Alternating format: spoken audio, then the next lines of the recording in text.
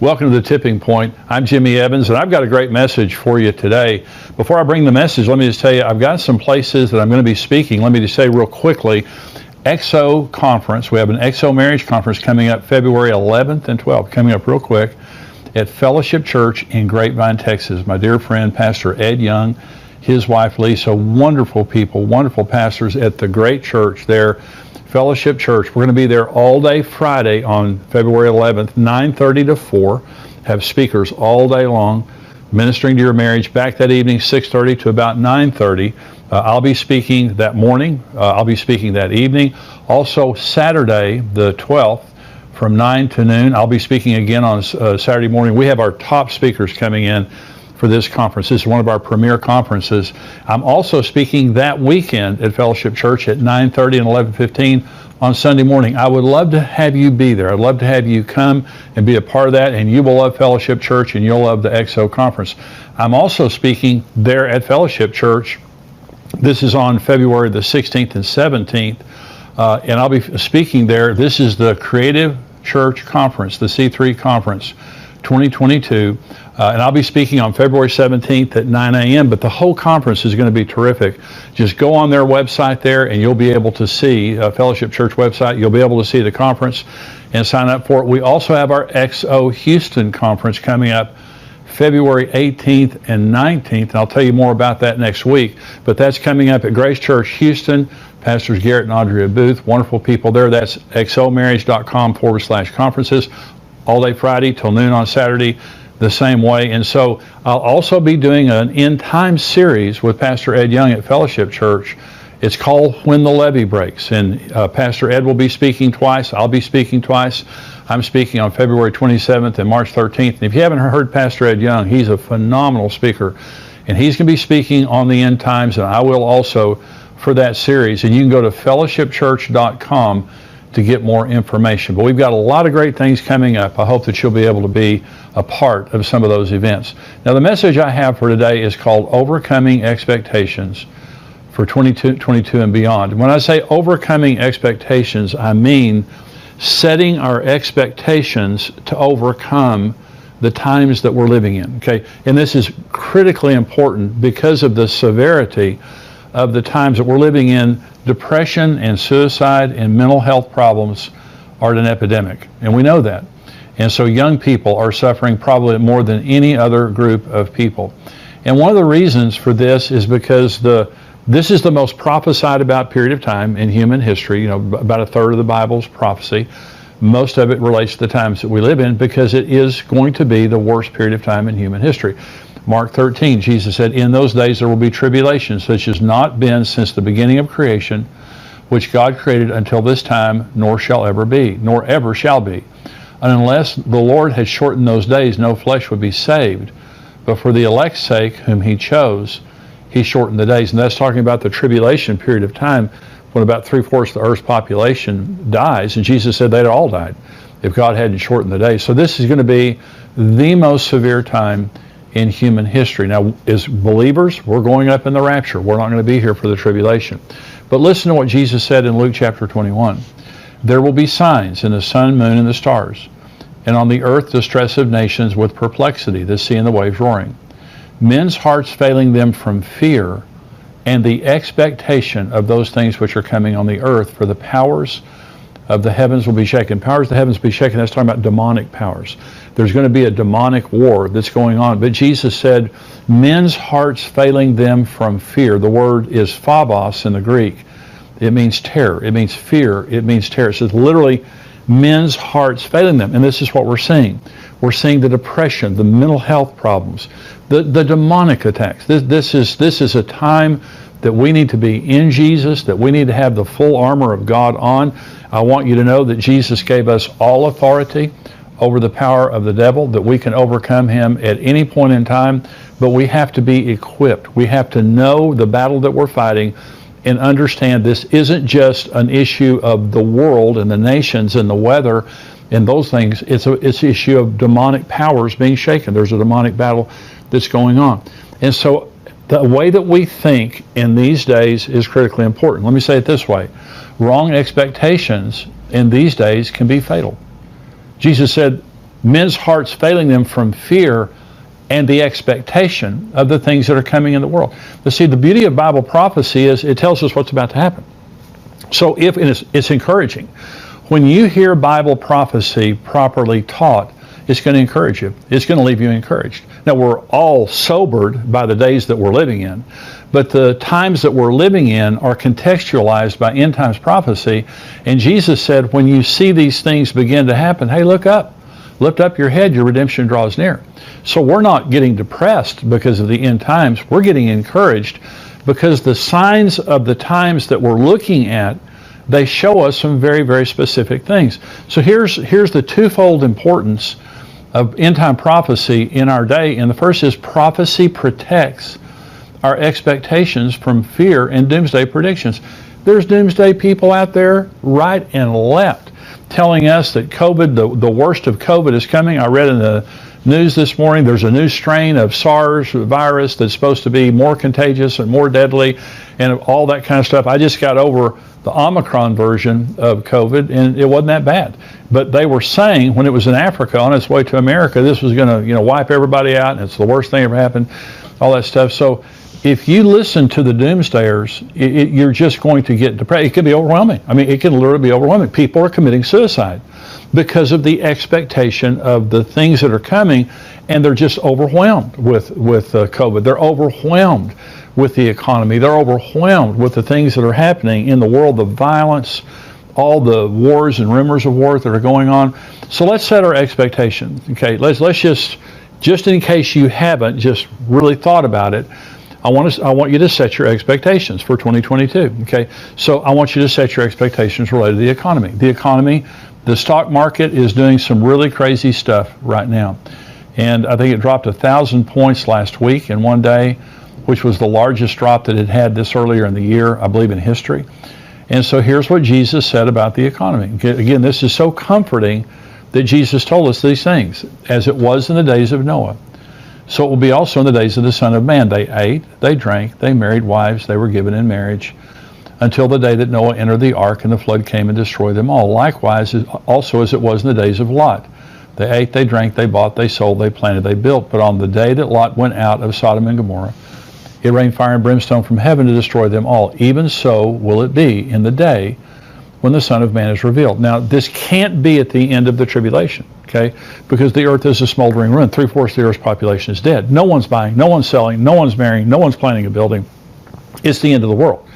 And so this is a time when Jesus is revealed to the church. This is a period of time when the rapture happens and it's business as usual. There is an economy.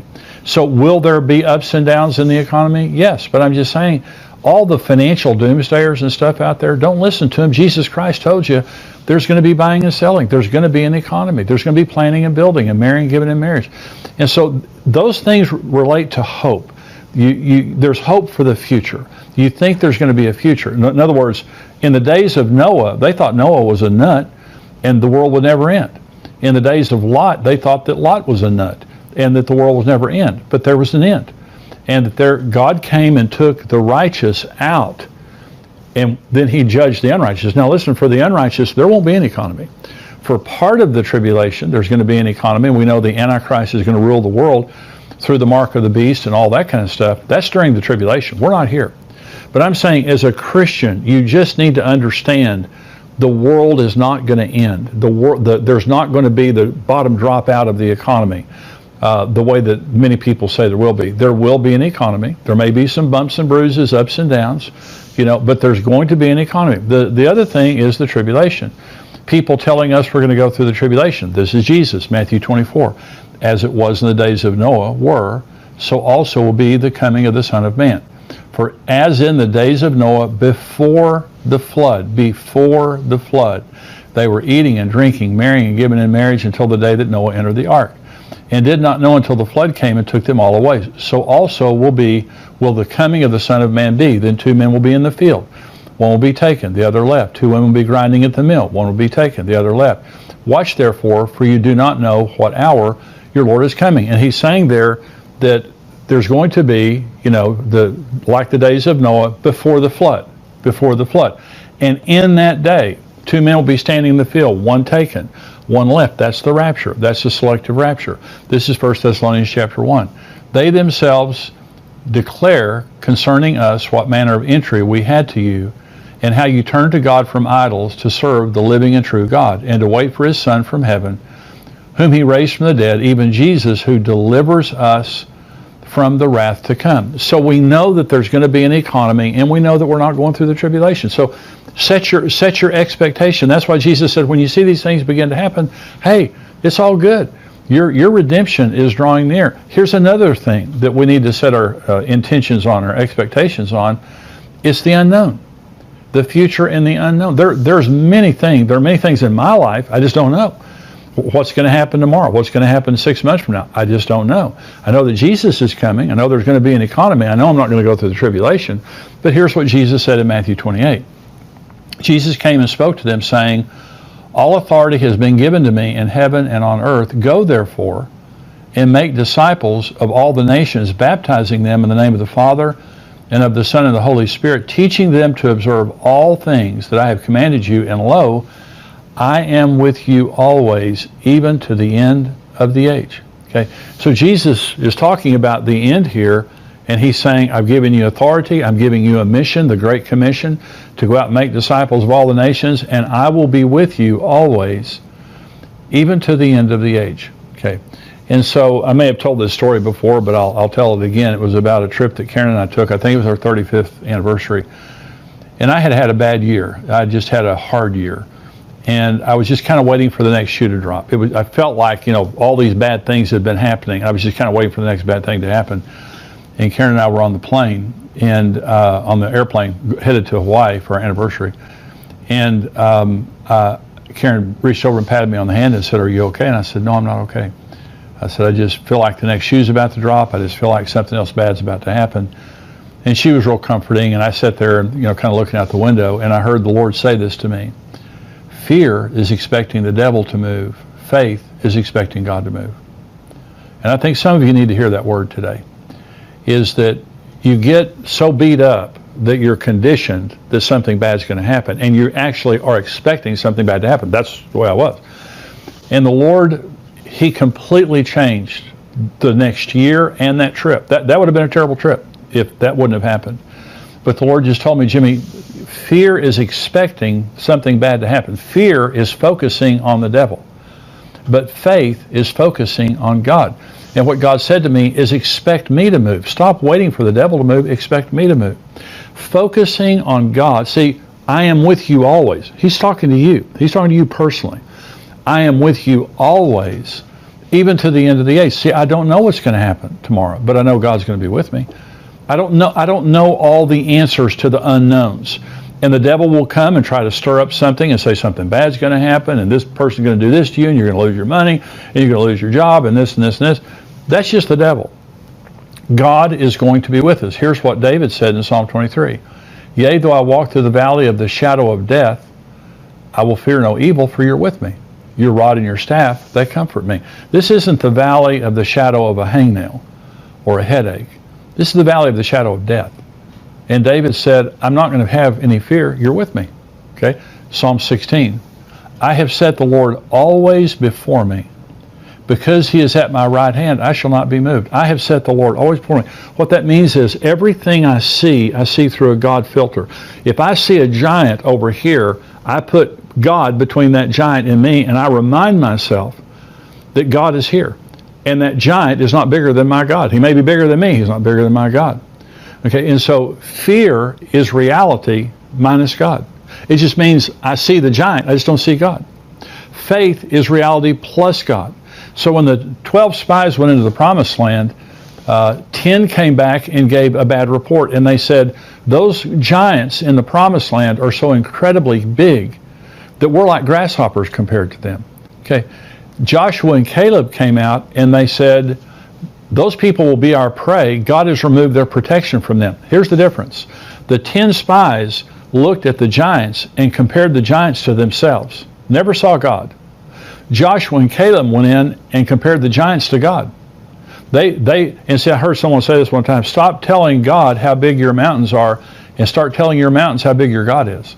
It's just all perspective. This is what I'm saying. Set your expectations for 2022, and I'm saying God is going to be with us. There's going to be an economy. We're not going through the tribulation. Regardless of what anybody says to you, good things are going to happen to us. We are not like everyone else. We have a God, and He is a faithful Father. He is a faithful Lord. He promised us, I will be with you always, even to the end of the age. Okay, so we're going to set our expectations. But so prophecy protects us from wrong expectations and doomsdayers. Prophecy also promises us incredible blessings to excite our expectations. See, it's the opposite of just not being full of dread. I should be excited. So let me talk about the marriage supper of the Lamb for just a minute, because this is what's coming up. When the rapture happens, I believe that we're living in the days just prior to the return of Jesus. I'm talking about the rapture of the church. To me, is the most incredibly exciting thing in the entire world. I answered a question a few weeks ago about young people who don't want Jesus to come. My twin granddaughters and my 14-year-old granddaughter, at Christmas we had a conversation, and they all love Jesus. They believe in end times. And they said, we wouldn't mind Jesus waiting, for a while. And so we can get married, so we can graduate, so we can have babies. And I think that's completely understandable. I really do. I think I'd be exactly the same way. But I can tell you this, when Jesus comes, we're going to enter into a marriage supper of the Lamb that is the most exquisite event in the universe. And we're going to be there for 7 years, and we're going to see Jesus face to face. And we're going to be in His Father's house, which is the most incredible building described in Revelation 22 and 21 and 22. We're going to be with Jesus for all of eternity. And I can tell you this, no one who sees Jesus' face and no one at that wedding will ever look back to this earth in regret or wanting to go back. Remember Jesus said, remember Lot's wife? When He was talking about the end in Luke 21, He said, remember Lot's wife? Lot's wife fell in love with the world, and her focus was on the world. And the angels came to get Lot and his family out, but she loved the world more than she loved God. And she loved the world more than she loved righteousness. And she turned into a pillar of salt. And Jesus said, remember that woman. This is not her home. This is not part of the reason that we get so upset sometimes thinking about the end is, well, I just got my retirement. I just retired. Well, I just had a baby. Well, I just got my degree. Well, I just got this job that I want. We don't live in, this is not our home. It can never be our home. I mean, even if Jesus doesn't return, we're going to die. I mean, mortality rate's 100%. Everybody's going to die if Jesus tarries. This is just a very temporary place for us. That's our home. And it's incredible. What Jesus describes is incredible. This is John 14, where Jesus is talking to the disciples about marrying them and us. He says, let not your heart be troubled. You believe in God, believe also in me. In my Father's house are many mansions. If it were not so, I would have told you. I go to prepare a place for you. And if I go to prepare a place for you, I will come again and receive you to myself, that where I am, there you may be also. And where I go, you know, and the way you know. Thomas said to him, Lord, we do not know where you are going, and how can we know the way? Jesus said to him, I am the way, the truth, and the life. No one comes to the Father but through me. Now, to the Western mind, when Jesus is talking about in my Father's house are many mansions, to the Western mind, that's just, well, what are you talking about? But to the Jewish mind, they knew exactly what he was talking about. The disciples knew exactly. He's explaining a wedding. And so Jesus said, in my Father's house are many mansions. I go to prepare a place for you. See, in a Jewish wedding, the groom left his father's house with a bride price. And he came to the bride's house and he paid the price for the bride to her parents. And he sat down with a glass of wine with the bride and her parents. They had a glass of wine. This is when they were legally betrothed. They didn't consummate it for about a year, but they were legally betrothed at that point. And the groom would say to the bride, I won't drink of this glass again, this cup again, until I drink it with you in my Father's house. That's what Jesus said to the disciples at the Last Supper. Then the groom went back to his father's house and built a huppah, a place for his bride. And his father had to inspect it. It was typically about a year later. And his father would say, the groom would say, Father, is it time? And the father would say, it's not time. Father, is it time? It's not time. Then he would finally say, Father, is it time? The father would say, it's time. Go get your bride. So the groom and his party would come down the street, typically around midnight, blowing trumpets and yelling, the voice of an archangel, the trumpet of God, is what 1 Thessalonians 4 says. And they would come down the street. The bride wore her wedding gown to bed. The attendants of the bride wore their wedding clothes to bed. She had to be ready immediately. Okay, this is why Jesus said, "Watch therefore, you don't know what hour he's coming." So she had to be ready. So when he came down the street yelling and everything, she had to get up and get herself ready in just a matter of minutes. And then he took her back to the Father's house. Okay. Now, by the way, the bride's price that Jesus paid for us was his life. And he told the disciples, "I'm going to my Father's house to prepare a place for you. And I'm going to go and I'm going to return." This is the promise of Jesus, that he's going to return. And he said, "I'm going to return and I'm going to take you to myself. I'm going to receive you to myself." That's a very important word. That where I am, you may be also. Listen, Jesus said, 2 men taken. In that day, there will be 2 men standing in a field, one taken, one left. Then John 14, he says, "I'm going to receive you to myself." That's the word paralambano. In both cases, the word taken is the word paralambano. The word receive in John 14 is paralambano. This is receiving us unto himself to be married to him for all of eternity. And I'm saying to you that is the bride. We are the bride of Jesus Christ. That's who you really are. You're not a plumber. You're not a stay-at-home mom. You're not a truck driver. You're not a student. That's not who you really are. That's just a temporary identity you have in this earth. You are really and truly the bride of Jesus Christ. That's who you really are. And the rapture and all of the end times, you really can't understand it unless you understand who you really are. You can't understand it until you understand the program. Here's the program. Jesus came from his Father's house to the earth. He gave his life to save us because God so loved the world. God so loved you that he gave his only begotten Son. Okay, and so Jesus died for his bride. The bride price was his life. And to show you how precious you are, see, you may not feel that special.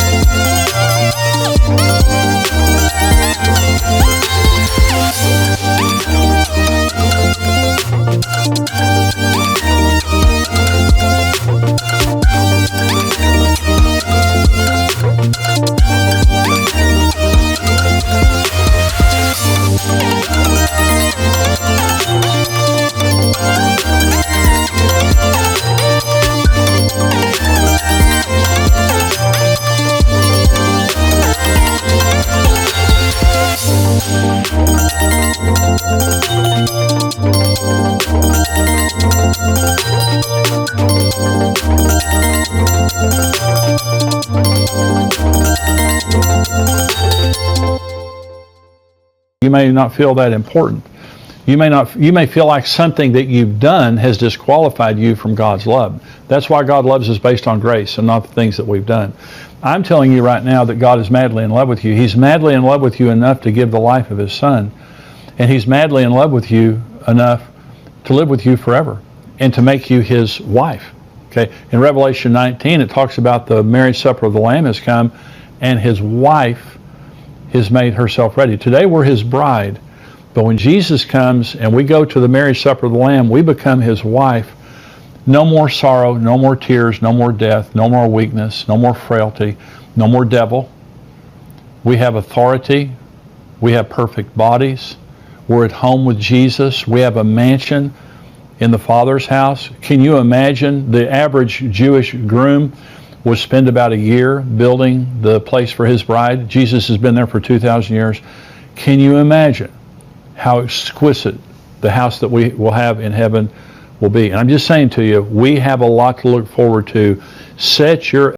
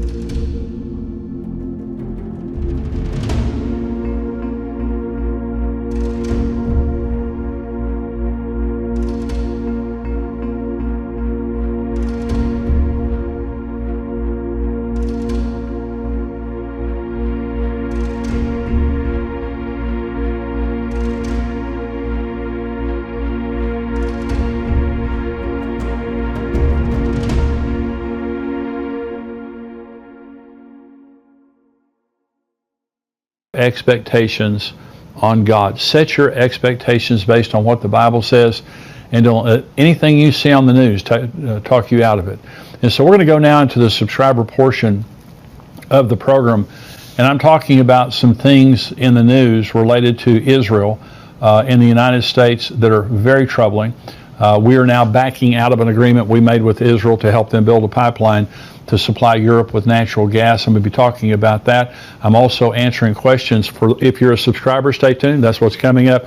If you're not a subscriber, hey, listen, just go to endtimes.com, $7 a month, $77 a year. You get the full Tipping Point show. Also, you're able to get all of the things that we send out, videos and articles that come out all week long from our contributors and also from myself. Endtimes.com keeps you educated and encouraged on what's happening in the end times. Endtimes.com, $7 a month, $77 a year. If you're a subscriber, stay tuned.